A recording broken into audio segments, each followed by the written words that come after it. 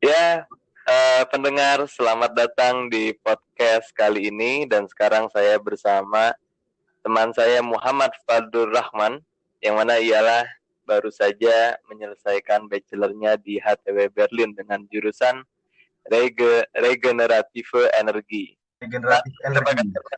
Sorry? Regenerative energi. Rege Nah, regenerative. Regenerative Ya, Energi. energi. Waduh, ngomongnya aja udah Atau susah saya nih. atau dalam berenergi lah. Seperti itu. Atau dalam bahasa Indonesianya apa sekali lagi? Dalam bahasa Indonesianya baru terbarukan. Energi terbarukan. Iya, Baru energi lulus terbarukan. awal tahun 2020. Lulusnya 2020 ya, bulan Februari sidangnya. Oke, boleh diceritain sedikit gak dulu sekarang aktivitas lagi apa? Oke, para pendengar sekalian, nah Fadlur nih ingin bercerita. Jadi aktivitas sekarang kurang lebih lagi ngedevelop usaha ya kecil-kecilan lah, startup lah kayak gitu. Kemudian juga sedang bekerja di suatu korporasi, suatu manufacture untuk solar panel. Kurang lebih Oke, gitu. Masya Allah ya, semoga dilancarkan segala usahanya, startupnya. Amin. Amin ya rabbal alamin. Iya, jadi para pendengar, sekarang kita akan membahas dua topik besar mengenai jurusan regeneratif energi atau RE singkatnya di HTW Berlin, yaitu kita akan membahas jurusan kuliah tersebut, RE, dan juga yang kedua kita akan membahas kehidupan di luar kuliah Fadlur sebagai mahasiswa HTW Berlin. Ya. Jadi untuk yang pertama itu ialah kita akan membahas kuliah jurusan RE HTW Berlin. Kita akan membagi ke beberapa bagian. Yang pertama ialah culture-nya, terus kedua sistemnya, dan strukturnya bagaimana perkuliahan dan bagaimana people atau orang-orang yang aktif di kuliah tersebut. Untuk lebih jelasnya saya langsung saja menanyakan ke Fadlur. Pertama-tama kita mulai dari struktur kuliahnya tersebut. Jadi yang Anda pelajarin ini di jurusan RE ini ialah apa sih, Lur? Modul-modul apa Oke. yang menjadi dasar jurusan tersebut dan bagaimana tentang vertifungnya atau tentang penjurusan lebih dalamnya lagi di jurusan regeneratif energi. Oke, baik, terima kasih Novaldi. Jadi poin pertama yaitu strukturnya. Nah, di sini ada beberapa modul-modul dasar yang harus kita ambil dan istilahnya wajib ya, karena sebagai fondasi utama dari renewable energy. Yang pertama yaitu pada semester 1 itu ada yang namanya matematika analis 1. Nah, mungkin ya terdengar umum lah gitu, dimanapun teknik, bahkan mungkin ekonomi ataupun yang lain, tapi mungkin di sini lebih ditekankan kepada analis, mungkin implementasikan konsep matematika tersebut ke dalam ke dalam renewable energy, karena banyak banget faktor termasuk juga elektrifikasi. Nah itu pakai matematik, jadi pakai metode matematik persis banget. Nah itu pertama. Yang kedua, jadi ada modul namanya Grundlage Renewable Energy atau regenerative Eins kayak gitu. Itu seperti intermezzo lah. Nah, itu modul di semester 1 memang wajib. Itu membahas dari mulai pengertian renewable energy sendiri, kemudian status quo. Nah, status quo ini artinya kondisi di mana di Jerman.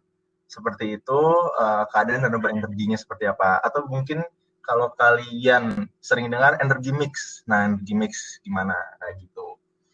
Nah, selain itu juga ada juga Windkraftanlage. Itu pun Sorry Lur, ya, energi mix tuh gimana maksudnya Lur? Gua sebagai yang awam nggak ngerti nih. jadi energi mix ini, oh sorry. Jadi gini, ya mungkin energi mix ini adalah persentase ya. Paling gampangnya kita bisa bilang persentase berapa penggunaan renewable energy terdapat di dalamnya itu ada air, angin, kemudian juga biomas, matahari sendiri, persentase terhadap kebutuhan. Jadi penggunaan si renewable energy terhadap kebutuhan konsumsi energi di Jerman. Seperti itu. Jadi jadi dia lebih membahas kayak berapa sih sekarang, misalkan contoh nih. Ada, anggaplah misalkan renewable energy ada matahari sama angin saja. Kemudian konvensional itu ada brown coal, batu bara sama misalkan oil, seperti itu. Nah, ini sebagai contoh, mungkin nanti di energi mix dijabarkan, tapi dalam garis besarnya itu kayak, oh mungkin 30% penggunaan brown coal, 20% penggunaan oil gitu, dan sisanya misalkan solar sama angin. Seperti itu sih kurang lebih, seperti gitu energi mix. Yang dimana setiap tahun mungkin pasti berubah gitu. Nah, Ya. kemudian renewable energy sendiri, tes ya. Jadi renewable Ya. energy sendiri itu selanjutnya kita masuk ke elektro. Justru modul-modul elektro, modul termodinamik itu termasuk modul-modul dasar seperti itu. Ada termodinamik, ada elektro, elektro pun dibagi elektro 1, elektro 2, kemudian juga masuk ke dalam uh, Leistung elektro. Leistung elektro udah mau ngebahas seperti trafo kayak gitu, trafometer, kemudian juga dioda, resistor, seperti itu. Nah, kemudian ada di semester itu tadi semester 2, kemudian semester 3-nya itu masuk lagi sebutannya RSW. RSW itu Wind und Solar Energy Wandel. Jadi angin, wind und solar, angin dan air. Ya, wind und Wasserkraft, sorry. Air dan angin seperti itu. Jadi kayak PLTA sama Windkraftanlage atau PLTA yang angin sama PLTA air ya, itu maksudnya. Nah, itu juga masuk modul dasarnya seperti itu. Di situ dibahas bagaimana proses suatu, itu kan seperti material ya, unsur gitu, air atau angin dirubah menjadi energi. Di situ sih prosesnya dipelajarin seperti itu. Kemudian masuk juga semester 4 ada RESS. RESS itu solar. Jadi kita lebih membahas tentang solar panel. Nah, bicara solar panel, di Jerman mungkin lebih concern dibanding geothermal dan juga air sendiri seperti itu. Jadi saya bisa menekankan nih bahwa untuk di HTW Berlin itu mostly solar sama angin. Jadi solar panel itu solar panel sama angin nih. Jadi saya bakal menekankan kepada pendengar bahwa kebanyakan modul-modul dasarnya justru di solar panel dan tenaga angin seperti itu. Jadi dari semester awal pun udah ada intermezzonya, meskipun itu cakupannya luas, bermacam-macam jenis renewable energy, tapi setiap semester itu selalu ada yang modul namanya solar panel seperti itu. Di situ ngebahas dari mulai radiasi matahari sendiri, perhitungannya seperti apa, kemudian juga komponennya, komponen dari solar panel tersendiri, kemudian juga dari mulai instalasinya, kemudian mulai dari investasinya bagaimana, dan juga mungkin kita bisa bilang lah, maintenance-nya seperti apa juga ada, seperti itu. Oke. Itu. Dan begitu juga berlaku untuk yang apa tadi yang satu lagi selain solar panel apa? Satu lagi angin. Angin. Ya. Begitu juga apakah ada tiap semester modul yang membahas tentang energi angin? Iya. Untuk angin pun sama seperti itu. Jadi semester 1 ada. Nah, aku mungkin saya bakal bercerita di semester 1 pun saya diperkenalkan dengan yang namanya project. Di sini project regenerative energy AINS gitu ya. Jadi proyek RE1. Nah, di situ kita ngedevelop nih suatu mungkin disebutnya nggak dibilang RC juga ya, bukan disebut dengan remote control, tapi ya mainan lah ya, kayak miniatur gitu, miniatur mobil-mobilan, satu bertenaga angin, kemudian satu lagi bertenaga dari matahari, dari solar panel. Solar. Iya. Nah, di situ kita udah mulai diperkenalkan sedikit teknisnya seperti apa sih kayak gitu. Bagaimana sih solar panel itu kok bisa dia mengenerate dinamo gitu sehingga berputar kemudian menghasilkan apa namanya torsi ke mesin seperti itu. Iya. Apakah ada pada akhir studi pembagian ke dalam dua subtopik yang besar, satu ke antara satu menuju ke solar, satu menuju ke angin? Oke. Nah, pembagiannya atau mungkin bisa kita bilang vertifung ya, pendalaman. Pada semester 5, kebetulan studi saya ini ada 7 semester, di mana 6 semester itu isinya modul, kemudian di semester terakhir itu praktikum dan bachelor arbeit atau skripsi lah sebutannya seperti itu. Nah, di semester 5 kita sudah bisa mengambil modul-modul pilihan atau vertifung modul. Nah, masing-masing yang tadi saya sebutkan, contohnya solar panel dan Windkraftanlage, tenaga angin, PLTA. Nah, itu ada vertifungnya. Contoh, misalkan kalau untuk solar panel, itu ada yang membahas bagaimana solar cell atau selnya terbentuk. Jadi kita membahas industrinya, industri solar cell. Dari mulai tahapan pasir silika itu diproses menjadi ingot. Nah, itu ingot itu bahan bakunya dari solar cell seperti itu. Sampai menjadi selnya. Itu ada dibahas di situ dan kita bisa pilih modul itu. Namanya production technology. Nah, seperti itu. Kalau untuk yang Windkraftanlage atau pembangkit listrik tenaga angin, kita ada yang modul namanya spesialis Gebiet der Windkraftanlage. Itu membahas bagaimana membuat suatu rotor atau blade dari solar panelnya. Jadi pada modul vertifung atau modul pilihan, kita membahas proses pembuatan dari masing-masing komponennya. Pendengar sekalian, saya ingin mengulas kembali apa yang telah Fadlur jelaskan, yaitu di akhir beliau berbicara tentang vertifung yang ada pada regeneratif energi di HTW Berlin, dan dijelaskan ada dua vertifung, yaitu solar dan Windkraftanlage, atau yang disebut juga pembangkit listrik tenaga angin, dan beliau menjelaskan bahwa di vertifung ini akan dijelaskan atau dipelajari teknik membuat komponen-komponen pembangkit listrik tenaga angin, salah satunya rotor atau blade. Iya, betul begitu, betul Fadlur? sekali, Aldi, terima kasih. Jadi yang dibicarakan Aldi tadi benar, bahwa pada modul vertifung atau penjurusan modul ini lebih spesifik, yang akan dipelajari itu yaitu komponen-komponen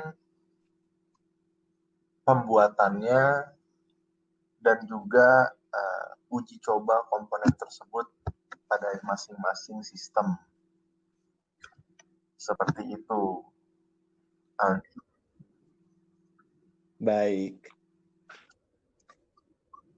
Ada yang mau ditambahkan? Nanti Tidak mungkin kalau Adi mau nanya atau gimana? Tidak kalau. Oke, baik. Sekarang kita akan masuk ke subtopik yang kedua, yaitu tentang sistem belajar di jurusan regeneratif energi HTW Berlin.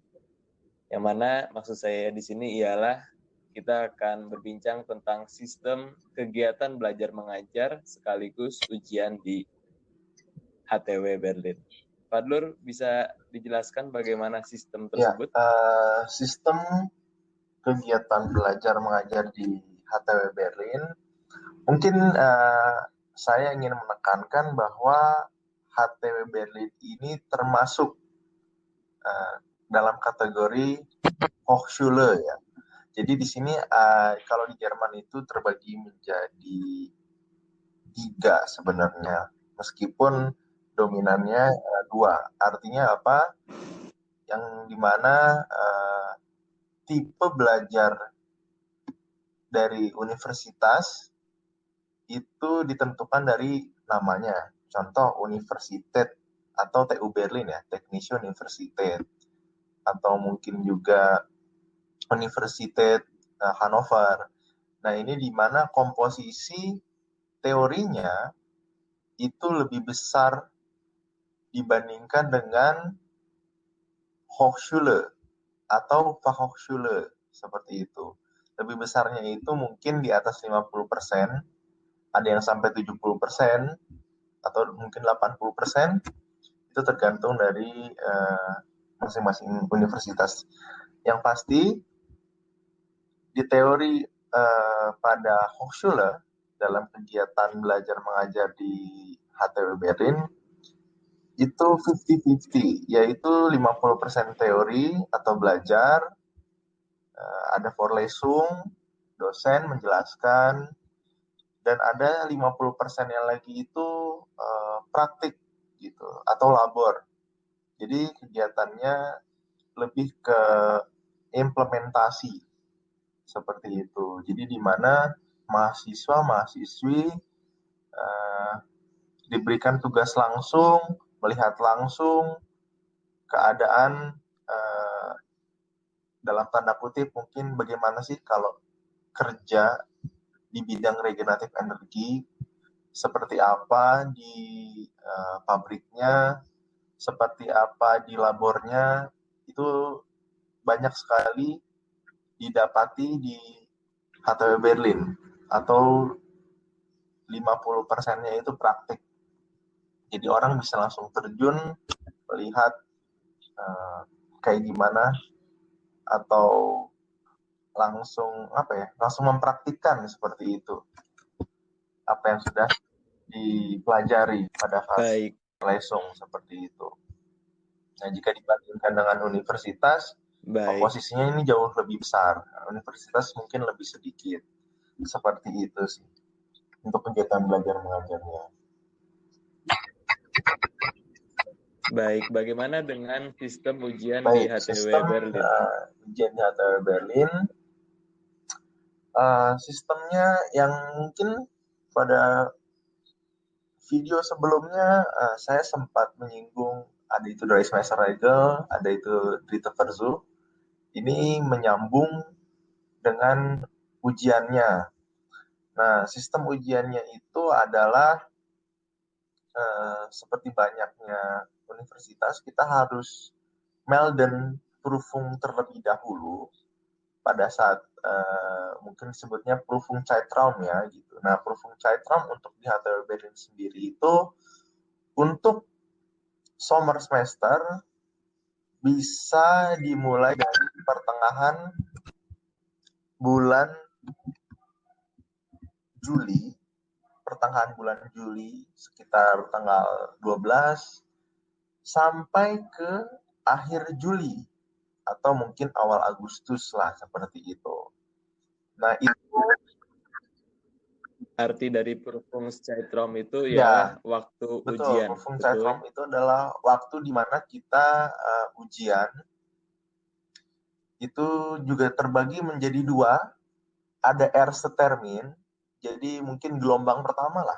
Itu kita bilangnya gelombang pertama, ada juga zweite Termin, gelombang kedua. Nah, ini yang mungkin ada di beberapa universitas atau Hochschule gitu ya, atau Fachhochschule yang tidak menyediakan Zweite Prüfungszeitraum seperti atau Zweite Termin seperti itu atau gelombang kedua. Nah, contohnya itu di Universitas Brandenburg atau Hochschule Brandenburg lah. Kalau tidak salah seperti itu. Mereka itu tidak ada Zweite Zeitraum. Jadi, kalau pada saat gelombang pertama atau erste Termin kita tidak lulus, maka kita harus mengulang tahun depannya. Semester depannya, bukan tahun depannya, semester depannya. Jadi kita tidak bisa di gelombang kedua, di mana gelombang kedua rata-rata ujiannya itu setelah masa liburan. Contoh Sommerferien, kalau Sommerferien itu mulai dari Agustus sampai September. Maka di akhir September kita sudah mulai gelombang kedua ujian atau Zweite Prüfungszeitraum. Seperti itu. Untuk di HTW jadi dibagi menjadi dua gelombang. Kurang lebih seperti itu. Nah, ujiannya sendiri itu ada yang biasa seperti esai gitu ya, ada juga yang lewat komputer, tapi kebanyakan itu esai seperti itu. Ada yang boleh open book, ada yang tidak boleh juga, atau artinya harus menghafal seperti itu. Kurang lebih seperti itu. Baik, saya mendengar juga ada sistem yang mana kita kalau telah unmelden di satu mata pelajaran, kita harus menyelesaikannya di 3 semester, maksimal 3 semester setelah kita mendaftar pelajaran. Betul sekali, Aldi. Benar, jadi untuk di HTW Berlin, jika kita sampai pernah unmelden Prüfung atau mendaftar ujian, hati-hati ini, makanya kita harus sangat pertimbangannya harus sangat hati-hati apakah kita udah siap atau enggak. Karena kenapa? Sekali kita sudah daftar ujian, maka itu dry semester regel gitu ya, atau mungkin aturan 3 semester itu berlaku. Kita harus selesaikan modul ini maksimal 3 semester ke depan kita harus sudah selesai. Jadi kalau semester 2 itu sudah ikut ujian, nanti semester 2, semester 3, semester 4 itu kita harus sudah lulus. Jadi jangan sampai kita udahlah daftar aja gitu, gimana nanti. Kemudian kita ternyata tidak lulus. Nah, kemudian seiring berjalannya waktu kita lupa bahwa kita udah pernah daftar modul tersebut. Sampai ternyata udah di semester keempat, meskipun kita masih punya 2 kesempatan lagi tuh, karena kan dikasih 3 kesempatan. Kesempatan pertama sudah gugur, tinggal kesempatan kedua sama kesempatan ketiga. Ternyata kita udah semester ke 2, 3, 4, udah semester 4 nih. Waduh, gimana gitu kan. Artinya di semester keempat itu, kita itu kesempatan terakhir untuk ujian. Untuk erste Termin sama Zweite Termin. Jadi erste Termin kita ternyata gitu kan. Waduh, kita butuh persiapan ya. Padahal kita udah tinggal satu percobaan lagi, ditambah lagi semester terakhir kita nih. Wah, ini udah bahaya. Inilah yang sering mengakibatkan mahasiswa itu pindah jurusan karena terlalu worry gitu ya. Aduh, daripada saya tidak lulus, mending saya pindah. Atau mungkin ya udah gambling, saya ambil dan ternyata tidak lulus, harus di exmatrikulir atau harus manipulasi lah, di drop off seperti itu. Drop out. Ini yang harus teman-teman waspada lah, harus cermati seperti itu. Ya. Jadi di HTW Berlin kita memiliki 3 kesempatan ujian tertulis. Apakah ada kesempatan keempat, yaitu berupa ujian lisan ketika kita gagal dalam 3 ujian tertulis? Kebanyakan kampus ada kesempatan untuk ujian lisan. Sayang tidak ada dalam peraturan Berlin ujian lisan. Mungkin itu kebijakan dosen tertentu saja yang mengizinkan untuk ikut ujian lisan. Itu pun kalau kasus tertentu seperti itu. Entah misalkan kita ada alasan yang kuat bahwa kita sampai harus ikut ujian lisan, harus disertakan alasan yang kuat. Alasannya kenapa? Apakah ini modul terakhir saya, jika saya modul ini lulus, maka saya kasihan kalau misalkan tinggal satu, habis itu sidang, tapi karena satu modul ini, maka orang tersebut atau mahasiswa tersebut harus mengulang lagi kuliahnya di jurusan yang berbeda. Mungkin seperti itu, Aldi. Waduh, cukup ketat ya. Iya. Baik, itulah para pendengar semua, sistem kegiatan regeneratif energi, dan kita akan masuk ke subtopik yang ketiga, yaitu tentang culture di HTW Berlin. Jadi sekarang saya ingin bertanya kepada Fadlur, kesan apa, 5 kesan apa yang paling menonjol ketika Anda kuliah di HTW Berlin, khususnya di jurusan RE? Oke, terima kasih Aldi. 5 kesan yang membekas atau menonjol ketika kuliah di HTW Berlin. Menurut saya pribadi, jurusan saya ini sedikit unik karena ritmenya atau tendensinya setiap semester itu ada beberapa yang bilang dulu, kalau kakak tingkat saya sering bilang, biasanya mulai susah itu pelajaran di semester 3, 4, 5. Kemudian habis itu turun gitu. Atau 1, 2, atau di awal seperti itu. Kalau bagi saya pribadi, itu semester 1 sampai semester 6 itu terus meningkat tendensinya. Artinya dari mulai tugasnya itu banyak, kemudian deadline-nya selalu tipis terus, selalu ketat seperti itu. Kemudian juga semakin tinggi semesternya itu istilahnya nggak ada istirahatnya ya, malah makin parah gitu seperti itu. Jadi makin terus inilah istilahnya string gitu ya, makin jadi, terus. Jadi makin lama makin susah, makin lama makin hektik. Susah, gitu. Oke, baik. Jadi itu ada labor di mana per grup, tapi sampai kita itu kewalahan karena satu semester itu isinya memang nggak ada forlesungnya, cuma praktik saja atau labor aja gitu ya. Tapi itu tugas setiap hari presentasi, setiap ketemu dosen presentasi. Alhasil saya pernah seharian benar-benar nggak tidur. Tidurnya tuh benar-benar habis subuh, pagi, itu baru bisa tidur. Itu pun untuk sampai akhirnya bangun lagi ya berangkat kampus. Jadi kita benar-benar kayak gitu ya. Mungkin itu yang paling membekas gitu. Jadi kalau dibilang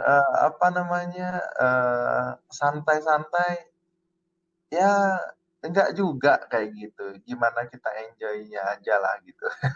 Seperti itu yang pertama itu. Nah, yang kedua adalah di sini teamworking-nya ya.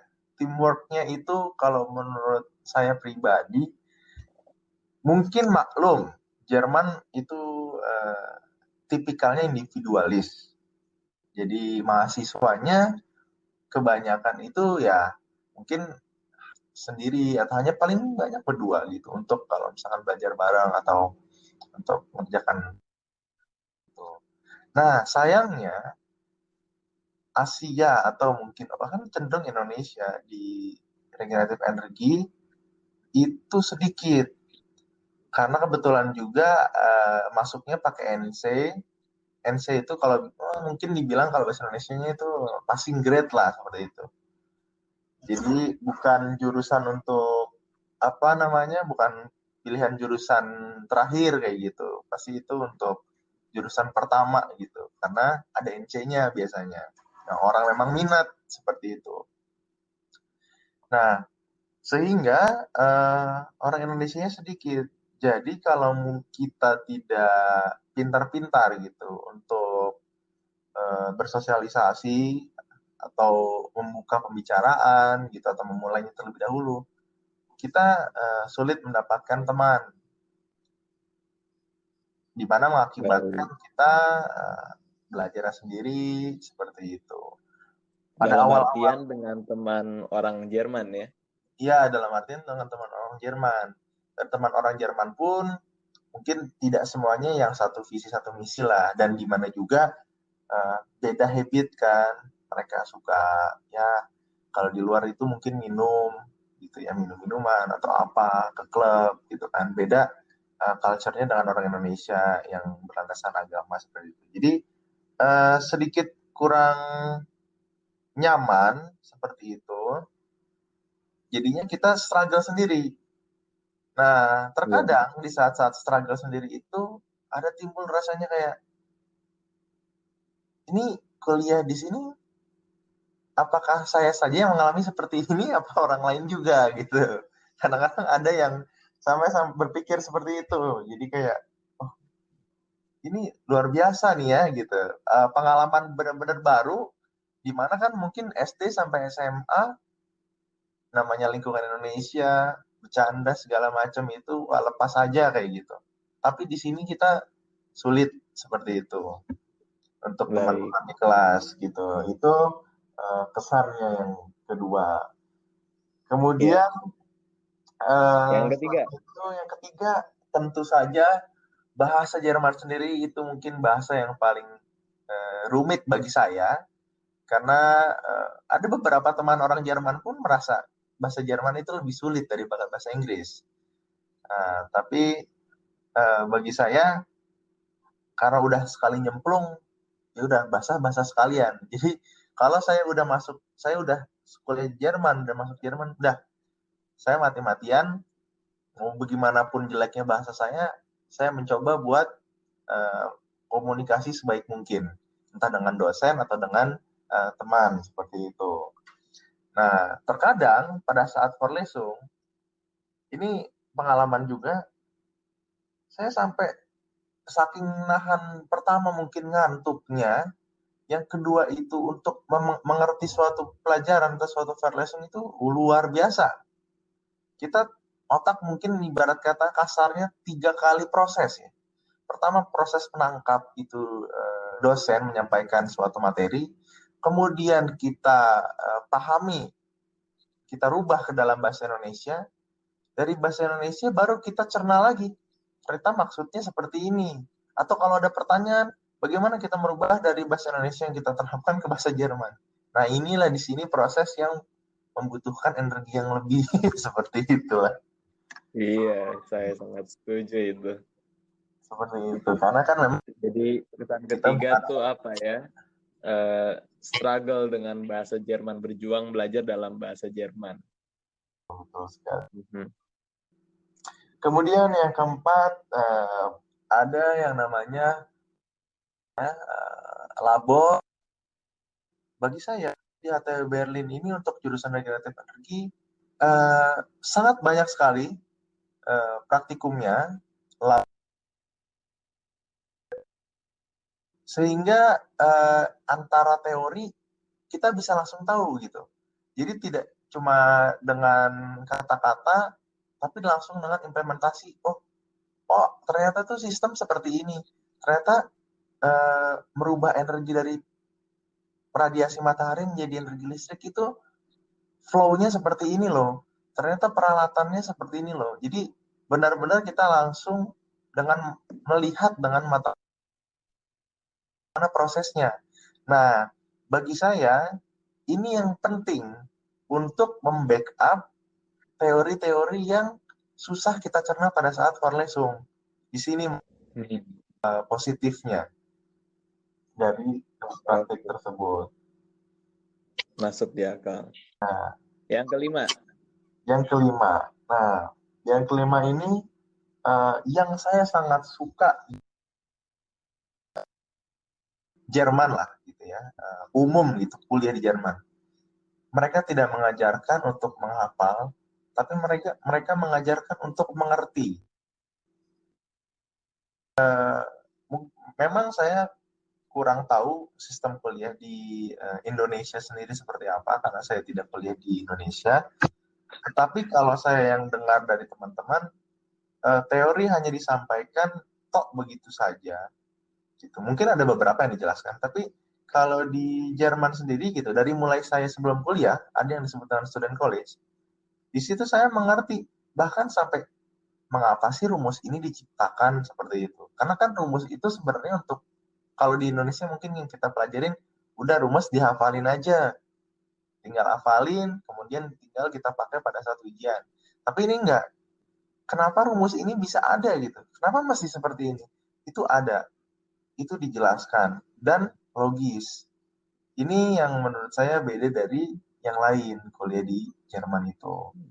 Seperti Sangat itu. mengutamakan pemahaman dibanding dengan hanya sekedar hasil akhir. Iya, Gitu kali ya. betul sekali. Sangat mengutamakan pemahaman, paham betul.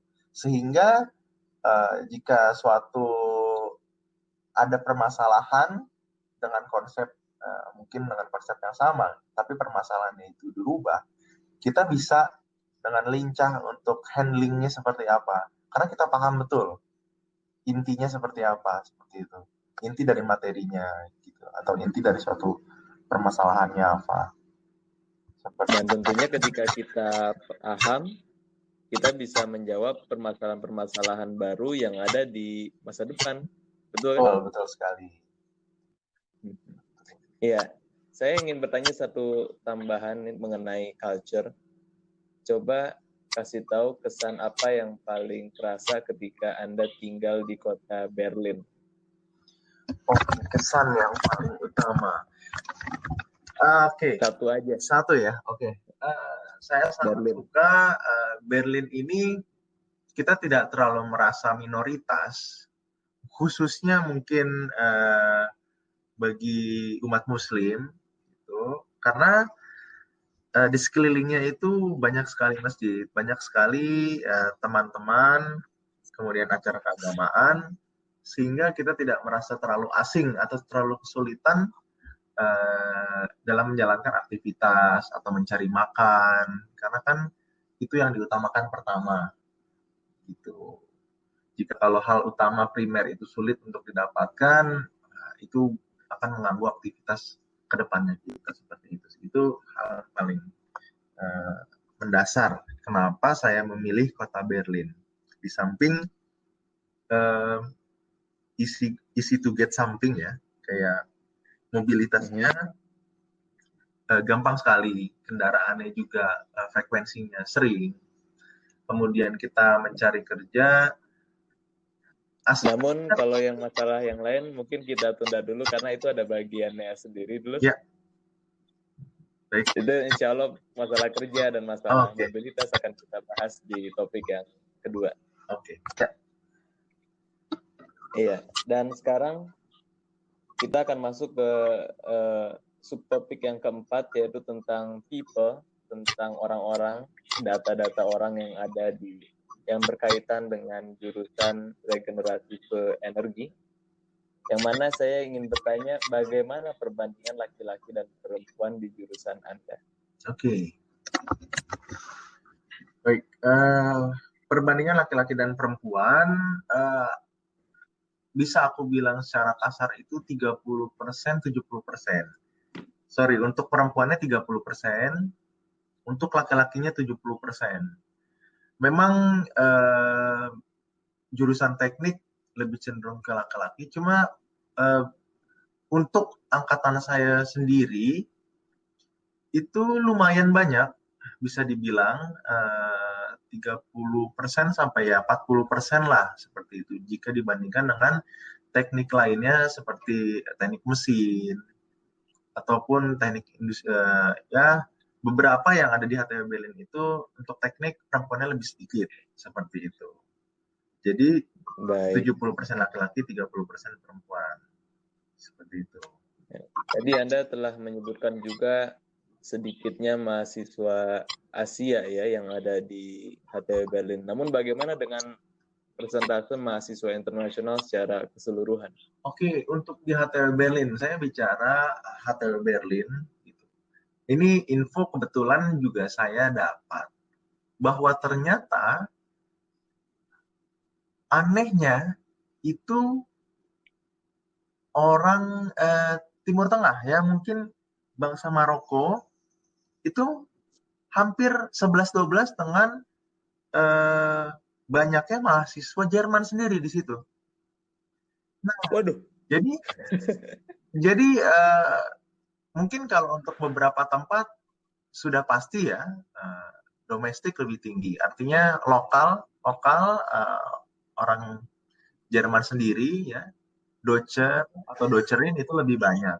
Tapi berbeda di HTW Berlin itu komposisinya hampir 11-12 setiap tahunnya. Disusul dengan mahasiswa Indonesia. Jadi Indonesia itu di HTW Berlin cukup banyak sebagai mahasiswa asing di HTW Berlin. Meskipun di jurusan saya sendiri tidak terlalu banyak, tapi dia tersebar merata di jurusan-jurusan yang lain. Untuk info saja, elektro sendiri di bawah angkatan saya itu ada 10 orang Indonesia-nya.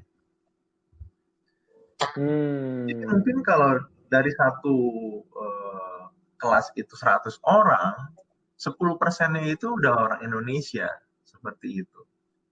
Dibanding orang lain gitu. Memang ada beberapa, ada orang Amerika Latin, ada orang China sendiri, atau mungkin negara-negara yang lainnya lah, seperti itu, atau benua yang lainnya. Tapi lumayan banyak orang Indonesia itu.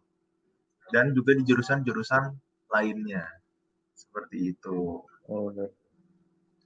Jadi kalau kita sebagai mahasiswa Indonesia kuliah di HTW nggak usah khawatir kesepian ya. Ya, tidak usah. Kan ada juga cerita-cerita kuliah di luar kota terpencil terus cuman sendirian jadi orang Indonesia, nggak ada teman, akhirnya bisa jadi stres atau kalau misalkan kenapa-napa susah dihubungi dan lain-lain. Iya betul. Jadi ada beberapa yang saya juga punya pengalaman teman lah, itu kayak di Hanover gitu ya. Itu pun termasuk kota besar, tapi bagaimanapun ya mungkin pada saat angkatan dia itu sedikit kayak gitu dibanding di Berlin sendiri. Itulah yang menyebabkan kenapa alasan saya di Berlin juga, karena kita tidak begitu minoritas juga gitu di samping itu.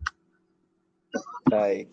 Ya, pendengar semua, kita telah menyelesaikan topik yang pertama yaitu tentang jurusan regeneratif energi di HTW Berlin. Dan sekarang kita masuk ke topik yang kedua yaitu tentang kehidupan di luar kuliah sebagai mahasiswa. Pak Dulur, sekarang saya ingin bertanya tentang makan.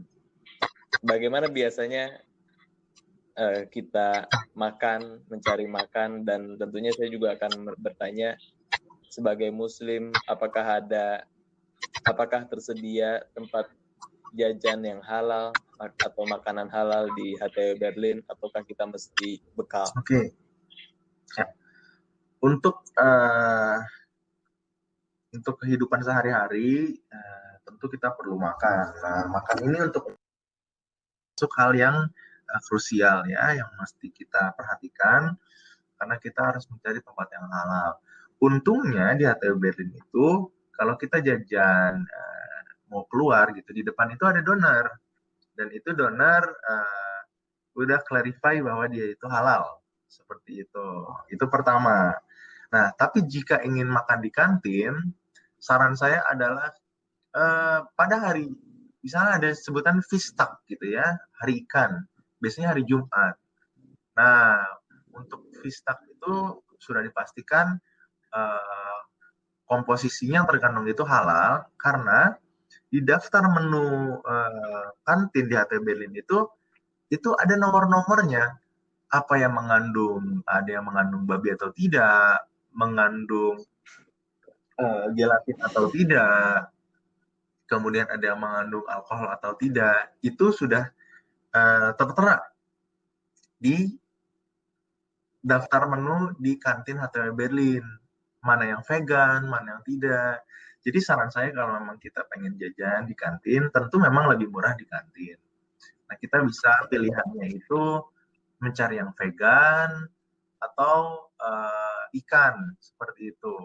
Karena walaupun seperti daging sapi atau ayam, tapi untuk mencegah gitu kan ketidaktahuan kita bagaimana masaknya, apakah satu panci dengan babi atau tidak, ya lebih baik kita mencegah atau menghindari kita makan yang memang benar-benar atau vegan atau yang ikan, seperti itu. Baik, apakah disediakan setiap hari menu vegan atau menu vegetaris di kafetaria Di atau kantin? kafetaria ada menu vegan setiap hari, selalu ada seperti itu. Kemudian juga beberapa varian sayuran, jika kalau memang kita suka salad seperti itu setiap hari selalu ada gitu. Untuk minumannya pun kafetaria sendiri tidak menjual minuman yang mengandung alkohol gitu.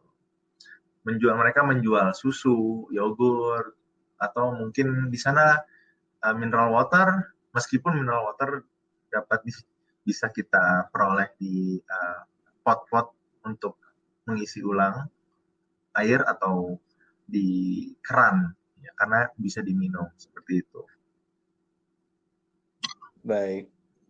Dan bagaimana jika kita ingin melakukan sholat? Apakah disediakan tempat khusus kah? Atau mungkin ada tips dan triknya ketika di HTW? Oke, kabar baiknya adalah pada angkatan, mungkin pelopor ya, di angkatan saya itu kita bikin suatu grup di mana grup itu biasanya untuk sholat Jumat akan ada sounding bahwa kita mau sholat Jumat nih, itu terdiri dari beberapa orang Indonesia, baik yang Indonesia sendiri yang Muslim maupun luar seperti Maroko dan lainnya yang Islam juga, yang Muslim juga.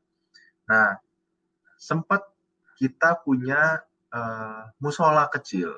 Sebenarnya itu ruangan istirahat saja gitu, ruangan untuk berbaring. Tapi sempat dipergunakan untuk mau sholat Jumat atau sholat fardu lainnya. Akan tetapi pernah sempat ditutup. Nah, kita sempat memperjuangkan itu agar ruangan itu boleh digunakan untuk tempat beribadah. Alhamdulillahnya sampai sekarang digunakan untuk tempat ibadah, tempat sholat. Jadi kita punya ruangan sendiri untuk tempat sholat, dan itu terkadang kita juga menggunakan itu untuk sholat Jumat karena ruangannya strategis dan juga tidak dilalui orang. Jadi untuk sholat Jumat sangat nyaman. Seperti itu, Di. Apakah itu bagaimana jika kita baru di HTW Berlin dan kita ingin tahu tentang grup tersebut sehingga tidak ketinggalan informasi. Oke, ada grup Indonesia HTW Berlin, grup sebutannya Basecamp Ajib seperti itu. Itu grup-grup orang Indonesia, baik yang sudah kakak tingkat, sudah lulus masih di situ. Itu semua info yang berkaitan dengan HTW Berlin itu tersedia. Kita yang mungkin sudah di sana, di grup sana, tinggal kita minta tolong untuk di-invite dan kita bisa bertanya. Bisa diulangi kembali Fadlur 2 kalimat terakhir karena Ya. terputus. Jadi jika kalian ingin memperoleh informasi seputar tempat makan, tempat jajan, kemudian tempat sholat, dan lain sebagainya seputar HTW Berlin, kalian bisa minta tolong untuk di-invite di grup Basecamp Ajib namanya. Itu grup khusus untuk mahasiswa Berlin. Oke, jadi sudah kompak ya mahasiswa Indonesianya. Halo? Ya. Halo? Jadi sudah ada base grupnya ya di HTW Berlin. Berlin. Udah ada di seperti itu. Iya, baik. Sekarang saya ingin bertanya tentang Universitas HTW dan fasilitasnya. Bisa digambarkan sebenarnya HTW ini bentuknya tuh apakah dia ada di tengah atau di luar kota? Yang kedua, apakah dia berbaur dengan kota atau dia berada di satu tanah lapang yang luas banget dan itu dipagari oleh pagar yang menutupi universitas tersebut seperti umumnya universitas-universitas di Indonesia. Oke, ya. Jadi HTW Berlin sendiri itu letaknya di timur Berlin, seperti itu, terbagi menjadi 2 kampus, yaitu ada kampus Treskoale, sebutannya Treskoale, itu lokasinya di dekat Tierpark atau Treskoale sendiri, jalan Treskoale sendiri, seperti itu. Kemudian satu lagi gedungnya itu di Wilhelm, sebutnya juga biasanya di. Bisa disebutkan lagi nama gedungnya? Nama wilayahnya yang kedua Wilhelminhofstrasse. Ya. Baik. Gitu. Biasanya kita sebutnya di Gebäude Wilhelm seperti itu. Nah, ini kenapa dibedakan menjadi 2? Untuk yang berbau dengan sosial seperti itu di Treskoale yang di dekat dengan Tierpark. Maksud Anda jurusan yang berdekatan dengan yang temanya tentang sosial, ekonomi itu di sana. Seperti itu. Jadi di luar teknik secara spesifik gitu. Jadi kalau untuk teknik mesin, elektro apa itu di gedung satu lagi. Seperti itu. Di gedung si Wilhelminhofstrasse ini. Nah, berapa lama perjalanan dari HTW menuju ke tengah kota? Maaf saya potong. Jadi kalau dari HTW ke tengah kota kurang lebih perjalanan itu setengah jam sampai 40 menit untuk sampai ke tengah kota. Dengan menggunakan S-Bahn dan juga bus. Jadi dengan S-Bahn dan bis. S-Bahn itu Straßenbahn gitu. Kayak mungkin nih aku bisa bilang komuter line-nya di Jakarta ya, kayak gitu kurang lebih. Nah, tapi itu untuk kampus yang Wilhelminhofstrasse. Karena antara Wilhelminhofstrasse sama si Trescoale ini, kampus yang ini, itu lebih timur si Wilhelminstraße. Jadi jaraknya lebih jauh. Lebih ke rada pinggir sih sebenarnya kayak gitu. Dibanding si Tresco. Kalau Tresco ke pusat kota, ke Alexanderplatz, itu kurang lebih sekitar 15 menit naik U-Bahn gitu. Naik kereta bawah tanah. Baik. Dan bagaimana struktur gedung-gedung universitasnya? Apakah di satu wilayah yang besar atau dia berbaur dengan gedung-gedung di daerah situ? Untuk HTW Berlin, mereka punya lahan sendiri yang dipagari, mungkin seperti layaknya kampus yang ada di Indonesia, akan tetapi tidak sebesar yang di Indonesia. Mereka tidak sampai hektar-hektaran atau mungkin puluhan hektar, tapi mereka punya ciri tersendiri gedungnya dibanding bangunan-bangunan di sekitarnya. Seperti itu. Untuk yang Wilhelminstraße, kalau untuk Trescolle, bangunannya itu bangunan lama, jadi arsiteknya itu terlihat lebih Eropa dibanding bangunan yang Wilhelminstraße ini, yang untuk teknik. Karena di sana itu gedungnya gedung baru, jadi bukan lagi gaya-gaya Eropa seperti itu. Dan dia bangunan kampus yang di Wilhelminstraße ini berbatasan dengan sungai. Jadi kita punya mungkin ya di situ ada pantai sedikit gitu ya, pantai buatan lah gitu dari pasir yang mengarah pemandangannya itu ke sungai. Dan itu cukup otentik kampus untuk di Berlin. Karena kampus-kampus yang tidak ada. Gitu. Iya. Tadi Anda bilang berarti memang membutuhkan sedikit waktu ya, apalagi menuju ke gedung yang Wilhelmshaven. Tapi maksud saya, apakah ada juga fasilitas asrama mahasiswa yang disediakan di sekitar kampus sehingga para mahasiswa tidak perlu bolak-balik dari tengah menuju ke daerah Universitas HTW? Tentu,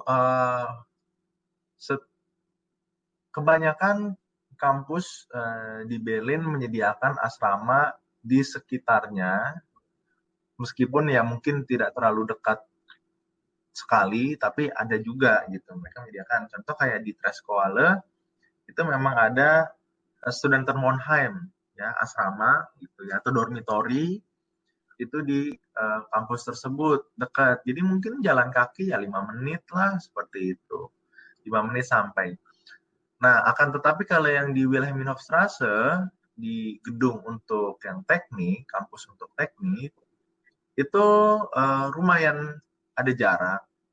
Kalau jalan kaki sekitar 10 menit lah, 10 menit, 12 menit seperti itu. Tetapi ini harganya lumayan mahal. Jadi jarang yang mahasiswa terutama Indonesia yang saya kenal, jarang yang mau ngambil asrama di situ. Seperti itu. Mereka lebih mempertimbangkan harga dibandingkan jarak. Seperti itu. Oke. Baik, dan sekarang saya ingin bertanya tentang perpustakaan HTW. Jika saya beri skala bintang 1 ialah yang paling rendah dan bintang 5 ialah yang paling tinggi, berapa Anda nilai perpustakaan HTW? Anda beri berapa bintang untuk perpustakaan Anda? Dan Oke, aku bisa bilang aku kasih bintangnya 4. Kenapa aku kasih bintangnya 4? Okay. Pertama, perpustakaan HTW, aku bisa garis bawah, bintang 4 itu untuk yang di kampus teknik. Seperti itu ya, untuk di kampus teknik gitu ya. Karena ada 2 kampus gitu. Nah, yang kampus teknik itu bintang 4, kenapa? Karena tempatnya itu pertama terlalu besar juga tidak, tapi memadai untuk jumlah mahasiswa di HTW Berlin.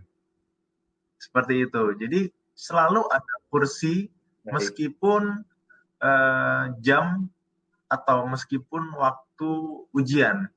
Biasanya kan kalau udah Prüfungszeitraum itu udah mulai itu Bu, mereka berdatangan ke bibliotek ya, bibliotek perpustakaan. Tapi saya sih selalu dapat tempat pertama itu. Kemudian yang ke buku-buku yang saya itu alhamdulillah juga ada, tidak pernah kesulitan untuk mendapatkannya seperti itu. Kemudian juga dari servisnya memang selalu ada apa ya, mungkin peraturan gitu, di mana kita ketika meminjam buku kita harus mengembalikannya kapan seperti itu. Tapi pegawainya ramah, sehingga meskipun kita pernah telat segala macam, tapi mereka nggak terlalu komplain, nggak pernah marah-marah atau gimana. Jadi enak seperti itu. Yang kedua, yang ketiga tadi, Bibli HTW Berlin itu menurut saya punya atmosfer tersendiri gitu. Mereka nggak gelap. Aku juga nggak ngerti gambarinnya gimana. Yang pasti lokasinya enak karena ngehadapnya ke pantai. Jadi ke pantai, ke sungai. Jadi hawanya enak seperti itu. Hawanya enak kayak gitu. Oke. Itu. Mengapa nggak Anda beri bintang 5 saja? Kenapa 4? Kenapa nggak 5 ya? Karena sayangnya kalau hari Sabtu atau Minggu Biblinya tutup. Sedangkan kalau untuk Humboldt dia buka. Jadi kalau kita pengen ke Bibli hari Minggu itu aja sayangnya seperti itu. Jadinya ada kesulitan juga. Terkadang kan kita pengen juga hari Minggu mau ujian gitu belajar. Tapi ternyata Bibli kampus kita sendiri malah nggak buka nih gitu. Malah kampus orang yang buka. Kayak gitu. Iya. Apakah HTW menyediakan ruang-ruang belajar? Yang mana kalau di Jerman itu kan di dalam Bibli kita tidak boleh berdiskusi. Tapi apakah ada ruangan-ruangan yang memang disediakan agar kita bisa berdiskusi? Ruangan tersebut juga disediakan untuk presentasi. Jadi ada beamernya, kemudian ada TV-nya juga, ada papan tulisnya. Jadi menurut saya, meskipun tidak terlalu besar Biblinya, tapi lengkap fasilitasnya. Gitu. Maksud Anda itu di dalam Biblinya? Di dalam Biblinya, seperti itu. Jadi, meskipun si biblioteknya itu tidak terlalu besar, tapi fasilitas tersebut seperti ruangan untuk diskusi, atau ruangan untuk mengerjakan bachelor arbeit atau skripsi, itu disediakan. Jadi kita benar-benar bisa fokus kalau pengen mau nulis skripsi nih, kita tinggal pinjam, membuktikan surat kita kartu studenten card kayak gitu. Nanti kita dipinjemin kunci, kita bisa pakai itu dan itu terjaga privasinya gitu. Jadinya kita nggak keganggu sama orang lain, nggak keberisikan, bisa fokus seperti itu. Baik. Bagaimana dengan kegiatan teman-teman mahasiswa di Indonesia, teman-teman Indonesia, mahasiswa Indonesia yang kuliah di HTW? Apakah kalian memiliki kegiatan bareng rutin atau sekedar mungkin hangout weekend? Nah, khususnya untuk HTW Berlin, aku bicara HTW karena kuliah di situ. Setiap tahun ajaran baru atau mungkin ya setiap semester lah,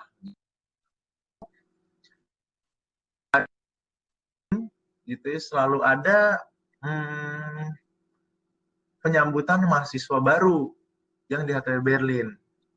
Nah, maka itu mengacu ke tadi ya, grup Basecamp Ajib itu solid jadinya grupnya. Karena setiap ada mahasiswa baru, kalau ada kesempatan pasti kita selalu ngadain untuk menyambut mahasiswa baru, mereka memperkenalkan diri mereka, kemudian alasan mereka kenapa di HTW Berlin, jurusannya apa, tinggalnya di mana. Oh. Jadi maksud Anda acaranya bukan dari universitas tapi dari grup Ya, mahasiswa itu Indonesia ini ya? khusus untuk mahasiswa Indonesia, di HTW Berlin, seperti itu. Kalau ada kalau ada acara tertentu lah seperti itu. Nah, akan tetapi kalau dari HTW Berlin sendiri, kegiatannya itu mungkin ada ya, kita bisa bilang apa ya, BEM-nya ya, mungkin BEM-nya ada seperti itu ya, kayak sistem. Blur, mohon maaf karena tadi kepotong, bisa dijelaskan Oke, 5 kalimat terakhir. Jadi Tadi ada masalah koneksi, mohon maaf. kegiatan teman-teman di Indonesia itu kita selalu buat acara gathering untuk mahasiswa Indonesia yang baru masuk ke HTW Berlin.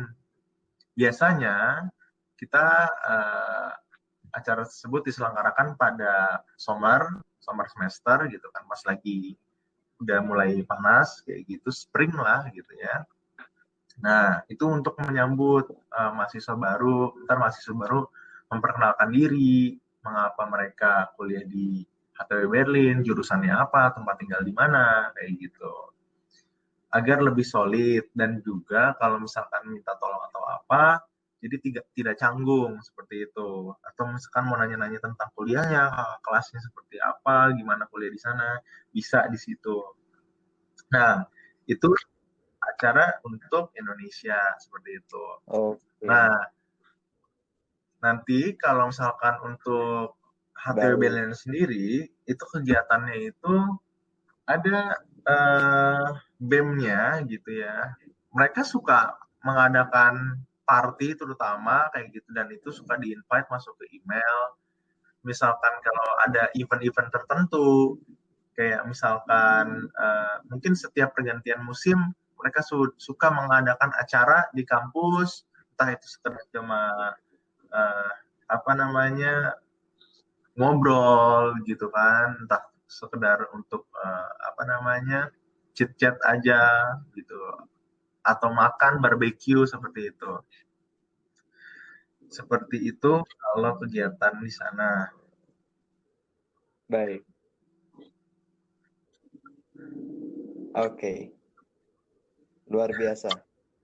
Banyak kegiatannya. Dan tentunya saya mau garis bawahi bahwa penting sekali koneksi dengan teman Indonesia, karena di situ kita kuliah jauh dari orang tua, dan teman-teman universitas itu memang berpengaruh besar terhadap kesuksesan kita. Ya, terus sekali setuju banget sama itu menurut saya. Iya, dan lanjut ke topik berikutnya tentang bagaimana, adakah kesempatan kerja sambil kuliah kalau misalkan kita tinggal di Berlin?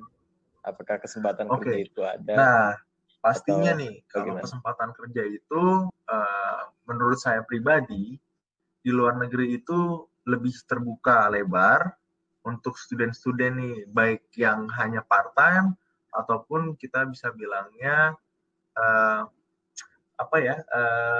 studenten apa di kalau ini di saya lupa nih, apa tuh yang Hiwi.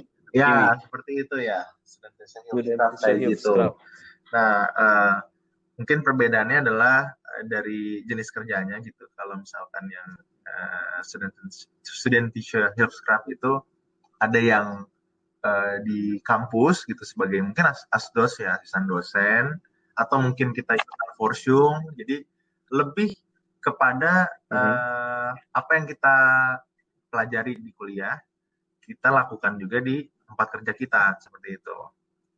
Atau ya di luar dari bidang macam-macam. Bisa jadi kelner, atau bisa jadi apa ya? Kelner Jadi tuh apa sekali lagi? ini ya dia pelayan kayak ya, pelayan restoran, atau mungkin Pelayan. bisa juga Pelayan jadi restoran. kasir seperti itu, atau misalkan delivery koran. Banyak deh pokoknya. Yang penting kalau kita mau cari, pasti kita bisa kok gitu. Kita di sana nggak susah untuk cari pekerjaan part time ataupun sebagainya gitu. Bahkan dimudahkan kalau student. Karena komunitas Indonesia di Berlin begitu banyak dan salah satu yang menurut saya kuat. Mungkin nggak kita juga berwirausaha Itu sangat sambil mungkin sekali. Karena ini yang saya cerita nggak apa, Di? Ya, jadi kebetulan saya sendiri salah satu ownernya Bakso House Berlin gitu. Jadi sebenarnya saya jualan bakso lah, paling gampang kayak gitu. Nah, apa yang Aldi bilang itu benar, karena populasi orang Indonesia di Berlin itu banyak banget gitu, dari yang masih kecil sampai yang udah tua gitu. Dan mereka itu semua kan pasti kangen masakan Indonesia nih, untuk khususnya kuliner. Nah, maka dari itu kalau kita pengen wirausaha yang berbau dengan kuliner, saya rasa itu potensinya tinggi banget. Makanya kenapa saya pernah jualan bakso di sana seperti itu.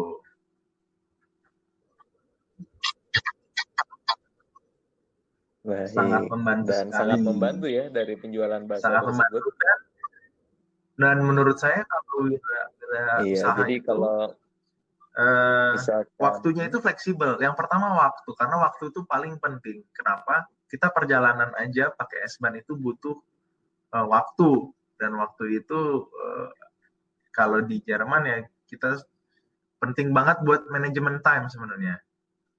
Nah, kalau kita kerja sambil kuliah, pasti kita kita udah waktunya kerja nih, akhirnya mungkin kepotong. Kita lagi ngerjain PR, udah harus berangkat kerja. Terus kemudian kita pulang udah terlalu malam, mau ngerjain susah. Tapi kalau kita wirausaha, kita bisa ngatur waktu kita sendiri. Kapan kita mau jualan, bagaimana pengaturan pembelian bahan-bahannya, misalkan kayak gitu, penjualannya seperti apa, itu kan bisa kita tentuin sendiri. Jadi itu bisa mempermudah kita untuk mengatur waktu pada saat kita kuliah, seperti itu. Oke lah, misalkan pada saat lagi liburan kita bisa full time atau part time yang lebih frekuensinya lebih banyak kerjanya. Tapi pada saat kuliah kan kita juga misalkan pengen kerja, gimana ya solusinya? Mungkin menurut saya wirausaha seperti itu.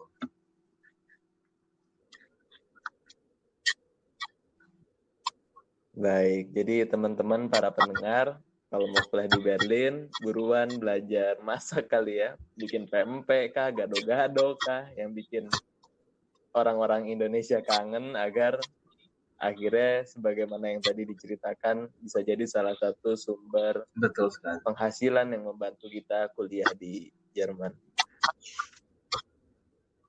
Iya, Berlin ialah kota yang benar-benar besar.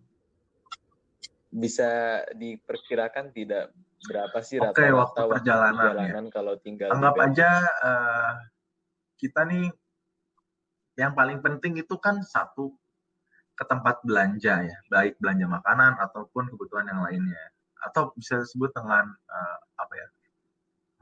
Platzmarkt, Marktzentrum ya, Marktplatz kayak gitu. Kemudian juga masjid ya, terutama mungkin masjid Indonesia. Habis itu apalagi sih, mungkin ke bank dan lain sebagainya ya kuliah kayak gitu, kuliah. Nah, kurang lebih waktunya itu setengah jam sampai 1 jam. Jadi 30 sampai 60 menit lah untuk kita mencapai area-area tersebut. Dan jangan lupa itu dengan asumsi kalau kita tinggal masih di Berlin ya, di dalam Berlin sendiri gitu. Karena Berlin itu luas banget sampai ke ujung-ujung gitu. Dan itu juga ditentukan dari transportasinya, frekuensinya dia gitu. Kadang ada yang 10 menit sekali, 20 menit sekali, itu kan mempengaruhi banget gitu. Padahal sebenarnya nggak terlalu jauh gitu. Cuma Umsteigen-nya ya, Umsteigen tuh berarti transit gitu. Nah, itu yang kadang-kadang Transit. wasting time gitu. Kadang-kadang makan waktu banyak, padahal sebenarnya nggak jauh-jauh banget kok kayak gitu. Tapi karena Umsteigen-nya lama dan kita verpas gitu atau kita kelewatan, nah udah jadi lama deh kayak gitu.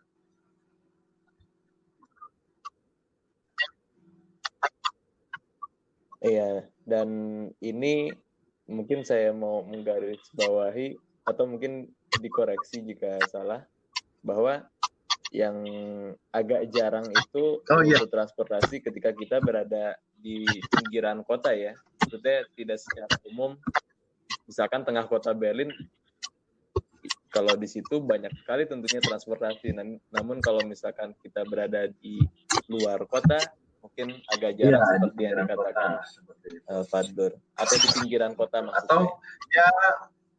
Atau gini, mungkin di tengah kota tapi misalkan ke perumahan-perumahan gitu ya, komplek gitu kan, atau ya pusat perumahan lah kayak gitu, daerah perumahan gitu, Wohngebiet. Nah itu ya juga frekuensi bisnya itu juga nggak terlalu banyak kayak gitu kan, karena itu kan bukan jalanan umum sebenarnya. Itu saja sih sebenarnya, sisanya no complain kalau untuk transportasi.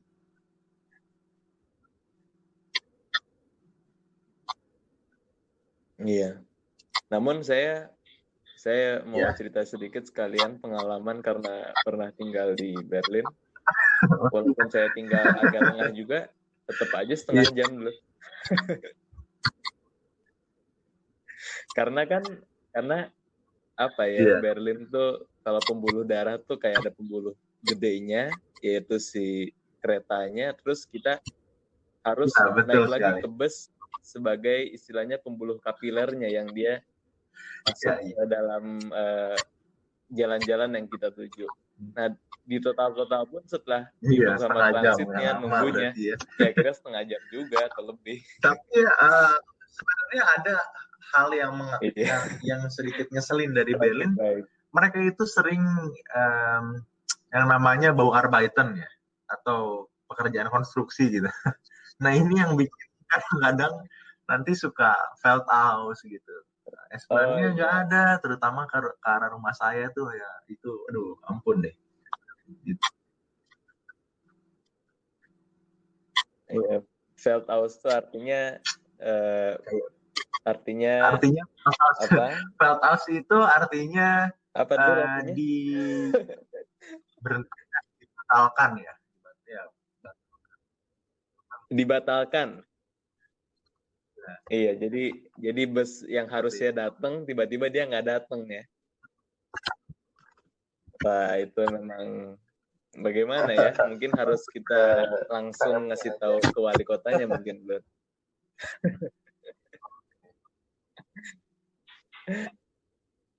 Oke, sekarang saya mau melanjutkan kembali topik kita. Saya ingin bertanya tentang rata-rata pengeluaran per bulan ketika tinggal di Berlin. Atau sebagai mahasiswa. Ya, rata-rata pengeluaran per bulan. Rata-rata pengeluarannya itu saya gambarkan gitu ya, kasarnya seperti apa. Kurang lebih kalau mite untuk atau dormitory atau asrama itu range-nya 250 sampai 300. Pun kalau misalkan dapat sekitar 150 atau sampai di bawah 200 itu ada seperti itu. Tapi mungkin kadang kita tinggal sekamar berdua atau ya di pusat kota seperti itu. Tapi kurang lebih range itu saya bisa bilang aman 250 sampai 300 aja. untuk prepare. Itu. Nah, kemudian yang pasti itu sekitar 100 euro sampai 120. Tadi Betul, kata asuransi. yang terakhir saya ulangi Asuransi karena sekitar terputus, 100 sampai asuransi 100. betul kah? Jadi udah 300 tambah 120 ya, udah 420 euro. Udah yang primer deh seperti itu. Satu lagi mungkin tambah internet ya. Gitu. Tapi kalau di Wonheim sekarang tuh udah ada internet masuk gitu ya. Apa namanya istilahnya tuh? Saya lupa jadinya. Internet dari kampus ya. Jadi Edurom ya benar. Edurom itu udah include. Nah, itu beruntungnya. Jadi kita hanya menyiapkan router saja. Jadi anggap aja kalau nggak untuk hati-hati deh, saya mungkin bisa nambahin sekitar 30 euro lah per bulan. 150. Nah, sisanya apa? Nah, makanan nih. Untuk saran saya, jika kalian tidak pengen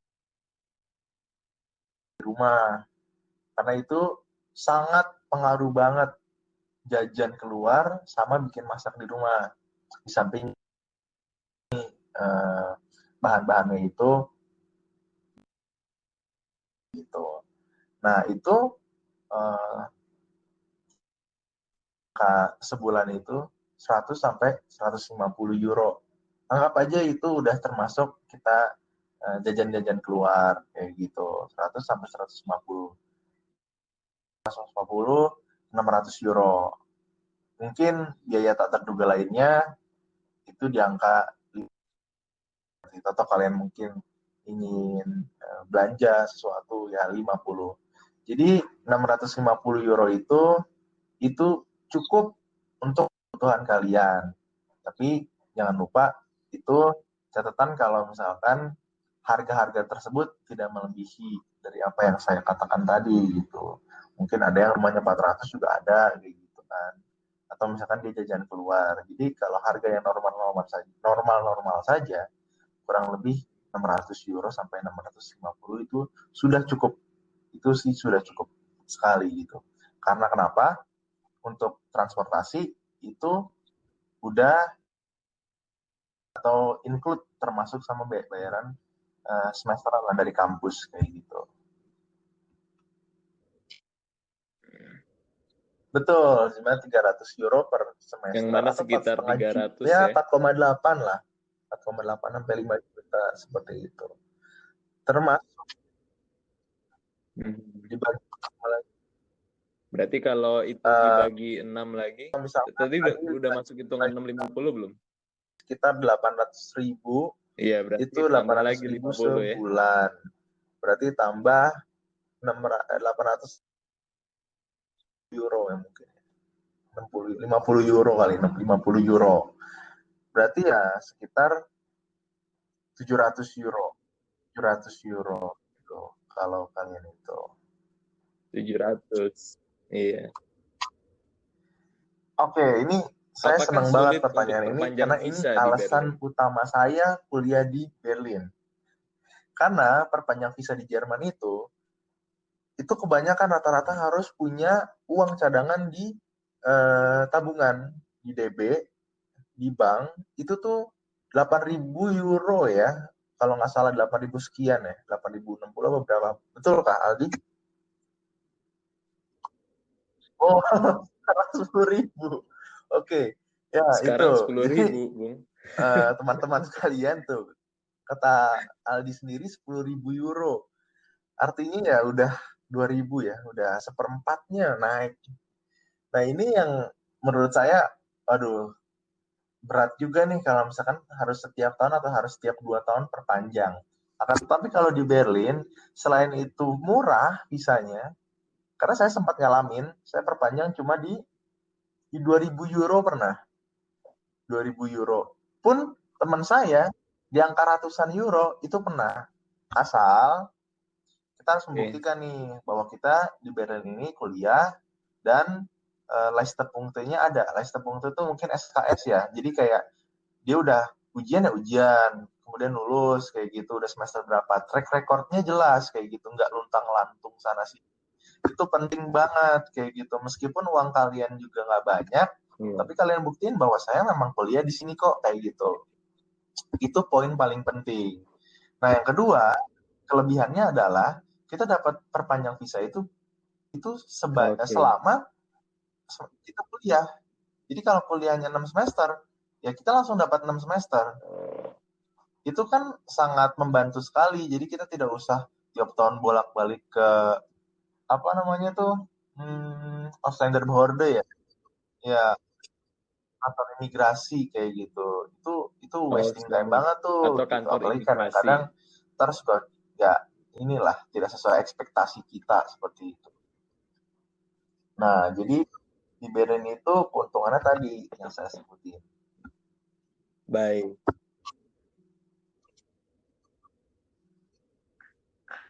Baik. Dan pertanyaan Harga donor terakhir nih, di topik 2, berapa apa rata-rata namanya harga donor di Berlin? ini ya esensial banget. Iya. Ini sebagai sebuah mastab, Ya, apakah kalau kota itu namanya mahal atau ditanya enggak? harga donor tuh sensitif biasanya tuh. Harga donor di kota Berlin ini saya juga sampai nggak nyangka bahwa kota ya kita ekspektasi apa sih namanya ibu kota, harusnya kan ibu kota mahal ya, biaya hidup mahal, tapi harga makanan terutama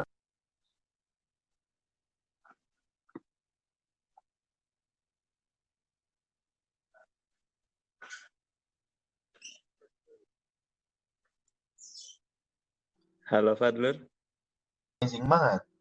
Fadlur, apakah masih terhubung? €2,5 dapat donor kayak gitu.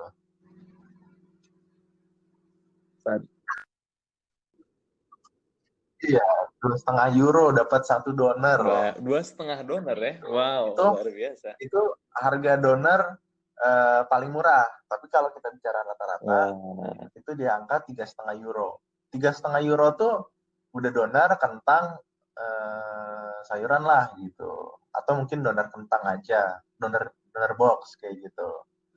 €3,5 tuh kayak gitu. Oke. Jadi sekali lagi ya untuk ini biaya disimpulkan hidupnya bahwa sangat terjangkau. Berlin itu termasuk kota yang murah ya. Baik. Iya, pendengar semua, dengan ini kita akhiri perbincangan kita. Kita telah menutup sesi yang kedua, yaitu tentang kehidupan di luar kuliah sebagai mahasiswa. Terima kasih Fadlur telah bersedia semoga untuk bisa sharing tentang menjawab pertanyaan-pertanyaan dan juga memberikan informasi kepada teman-teman atau kepada calon-calon mahasiswa-mahasiswa yang ingin atau berniat kuliah di HTW Berlin.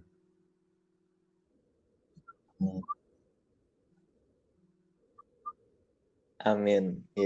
Ya, pendengar, jika Anda ingin mengetahui informasi yang lain tentang kuliah energi di Jerman, kalian bisa cek terus di YouTube Kuliah di Aachen, ataupun kalian juga bisa mengecek informasi tersebut di Instagram @kuliah.di-aachen, dan tentunya melalui Instagram ataupun lewat YouTube kalian bisa chat atau komen untuk bertanya tentang perihal studi di Jerman. Kalau begitu, sekian dari kami. Kita ketemu di episode berikutnya.